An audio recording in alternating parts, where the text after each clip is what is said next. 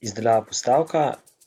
Začnemo tako, da naredimo najprej zvezdo, izberemo daljico, gremo na drugo orodje za daljico, kjer določimo kot, začnemo z 0 stopinjami in dolžino 110 centimetrov. In tukaj je referenčna točka, je pomembno, da je središče. Postavimo tukaj rdeča križec, recimo vogal lista, tako da se lotimo tukaj nekje, malo više. Potem pa povečujemo za 10 stopinj in vedno smo na sredini, ker imamo izbrano središčno točko 20 in tako nastaja počasi naša zvezda.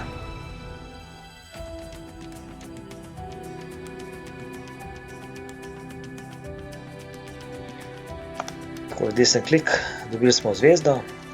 Zdaj pa naredimo večji pa manjši krog, večji bo bil nazaj. Tukaj je risanje krogov, izberemo kar tega tretjega premer in določimo premer je 100. To je večji krog, okoli na sredino kliknemo in ta manjši rečemo, da bo 80. Lahko so tudi malo drugačne mere.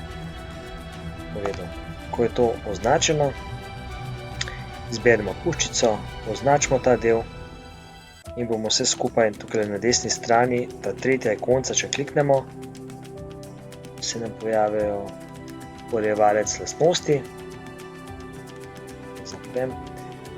Tretja ikonca, kliknemo in se nam pojavi urejevalec lastnosti, izberemo barvo, v mojem primeru rumeno, takole.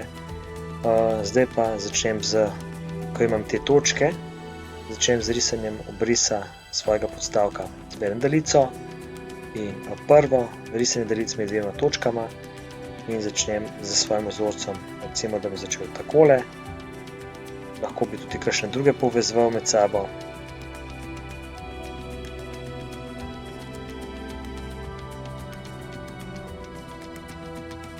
Takole in desen klik, da neham potem risati.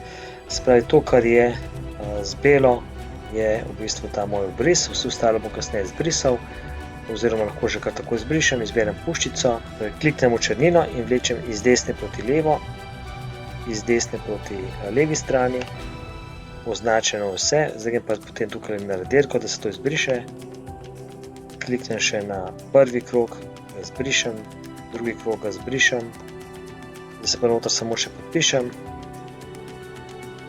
ali pa nekaj napišem.